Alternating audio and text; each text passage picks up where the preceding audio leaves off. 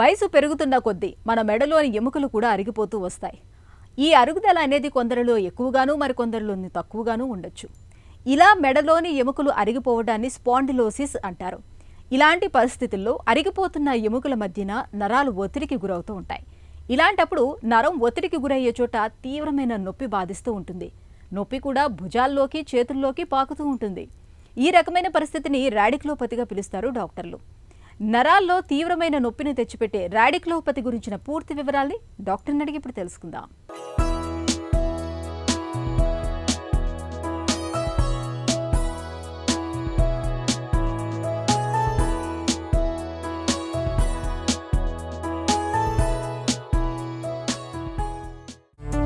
Radiculopathy అంటే ఏంటి?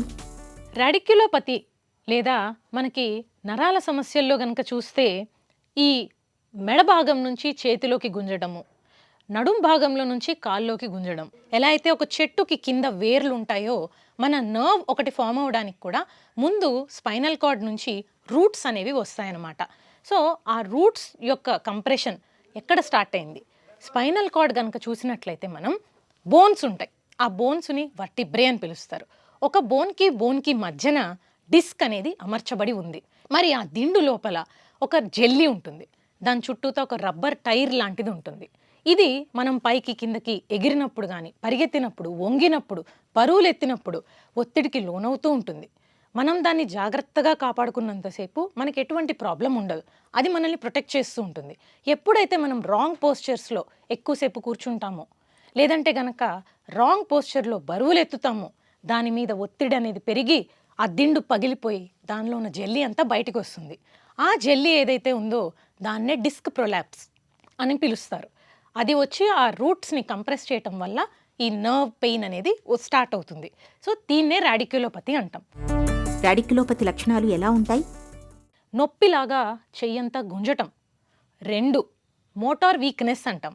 అంటే ఆ నరం ఏదైతే కండరాలకి సప్లై చేస్తుందో ఆ కండరాలు వీక్గా అయిపోతాయి. మనం ఈ చెయ్యి ఎత్తాలనుకోండి, C5 రాడికల్ అనేది సప్లై చేయాలి దానికి. అది ఒత్తిడికి లోనవటం వల్ల ఆ మనిషి చెయ్యి పైకి ఎత్తలేకపోతారు.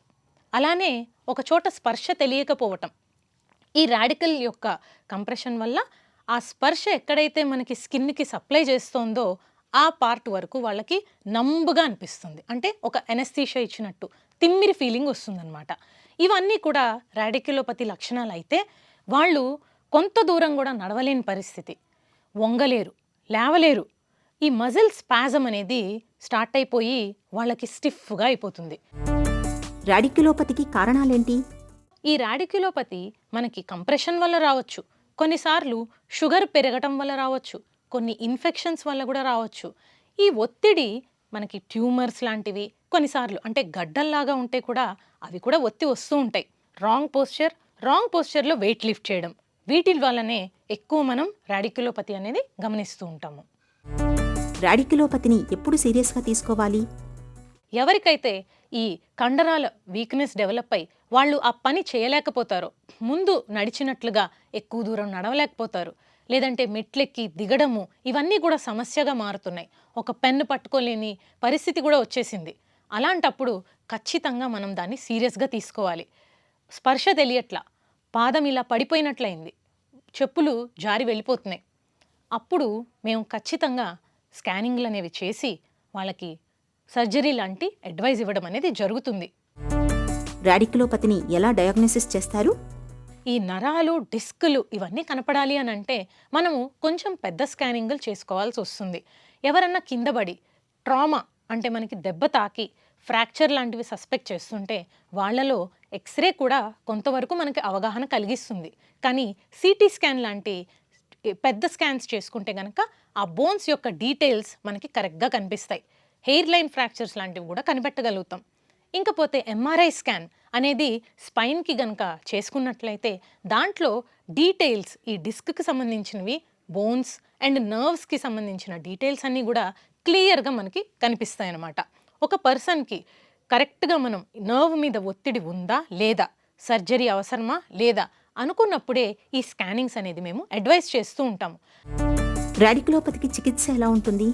ప్రాపర్గా ఈ నరాలకు సంబంధించి రాడిక్యులోపతికి ఎలాంటి మందులు వాడితే వీళ్ళకి బాగుంటుంది అనేది ఒక పర్సన్కి ఇంకొక పర్సన్కి కూడా చాలా డిఫరెంట్గా ఉంటాయి. వీళ్ళకి ఏది అవసరం, వీళ్ళ మిగతా పారామీటర్స్ అన్నీ కిడ్నీ, లివర్, హార్ట్ సంబంధించి ఎలా ఉన్నాయి అనేది చూసుకొని ఆ మందులు అనేది ఇవ్వడం జరుగుతూ ఉంటుంది. కొన్ని రకాల నర్వ్ పెయిన్ కిల్లర్స్ అంటాం, అంటే గబాపెంటిన్ అని, ప్రిగాబాలిన్ అని ఇలా కొన్ని ఉంటాయన్నమాట. ఆ మెడిసిన్స్ వాడటం వల్ల కూడా ఈ నొప్పి అనేది చాలా మటుకు తగ్గించగలుగుతూ ఉంటాము. వీటితో పాటుగా కొన్ని రకాల ఎక్సర్సైజెస్, బ్యాక్కి, నెక్కి స్ట్రెంగ్థెన్ చేసే ఎక్సర్సైజెస్ ఇస్తూ ఉంటాము. కొన్నిసార్లు అయితే స్టెబిలైజ్ చేసి దాన్ని కొద్ది రోజుల పాటు రెస్ట్ ఇవ్వాలి అని చెప్తాం. ఎందుకు? చాలామంది ఆ మాట వినరు. ఒక పూత లేదంటే వాపు వచ్చిన దెబ్బ మీద కనుక మనం అదే పనిగా రుద్దుతూ ఉంటే అది మానడం ఎలాగైతే కష్టమవుతుందో, ఈ రాడిక్యులోపతి కూడా సివియర్గా ఉన్నప్పుడు మనం దానికి రెస్ట్ ఇవ్వకుండా అదే పనిగా దాన్ని ఇబ్బంది పెడుతూ ఉంటే కనుక ఇబ్బంది కాన్స్టెంట్గా పర్మనెంట్గా మారిపోతుంది. సో మనం రెస్ట్ ఇచ్చి ఒక కాలర్ లాంటిది మెడకి వేసుకోవడం లేదా బెల్ట్ లాంటిది నడుముకు వేసుకోవడం ద్వారా దానికి సరైన రికవర్ అయ్యే అవకాశాన్ని మనం కల్పిస్తున్నట్లు. దాంతోపాటుగా మందులు కూడా వాడి కొంచెం రికవర్ అయిన తర్వాత అప్పుడు ఫిజియోథెరపీ ఒక డాక్టర్ అడ్వైస్ చేసిన తర్వాత మాత్రమే మనం తీసుకోవడం అనేది స్టార్ట్ చేయాలి. ఫిజియోథెరపీ తోటి మనం ఈ బ్యాక్కి, నెక్కి కావాల్సిన స్ట్రెంగ్త్ని చేకూర్చుకొని దాంతోపాటు యోగా లాంటి, సూర్య నమస్కారాలు లాంటివి చేస్తూ వీలైనంత వరకు హెవీ వెయిట్ లిఫ్టింగ్ కాకుండా స్ట్రెంగ్త్ ట్రైనింగ్ ఎక్సర్సైజెస్ అనేది కనుక చేసుకుంటే ఈ డిస్క్ ప్రొలాప్స్, రాడిక్యులోపతిల నుంచి చాలా మటుకు మనం బయటపడగలుగుతాము. రాడిక్యులోపతిని నివారించుకోవచ్చా? పూర్వ పద్ధతుల్లో నువ్వులుండలని ఇలాంటివన్నీ కూడా చేసి పిల్లలకి పెట్టడం అలవాటు చేయాలి. దాని ద్వారా కాల్షియం, వైటమిన్ డి ఇవన్నీ కూడా న్యాచురల్ ఫుడ్ తోటి వెళ్ళి వాళ్ళకి పటిష్టమైన బోన్స్ అండ్ మజిల్స్ ఫామ్ అవడం అనేది జరుగుతూ ఉంటుంది. దాంతోపాటు చిన్న వయసు నుంచే మనకి స్ట్రెంగ్త్ కోసం యోగా లాంటివి నేర్చుకుని పిల్లలకు కూడా నేర్పిస్తూ ఉండటం అనేది చాలా అవసరం. వాటితో పాటు ఎండలోకి వెళ్ళడం, కొంతవరకు సన్లైట్ ఎక్స్పోజర్ లేకపోవటం వల్ల విటమిన్ డి డెఫిషియన్సీ మన భారతదేశంలోనే ఎక్కువగా చూస్తున్నాము. ఇంత ఎండకి తిరిగినా కూడా ఎందుకు అవ్వట్లేదు అంటే ఈ రెండే కారణాలు: సరైన ఆహారం లేకపోవడం, ఎండలో వెళ్ళి పిల్లలు ఇదివరకట్లాగా ఆడుకోకపోవడం.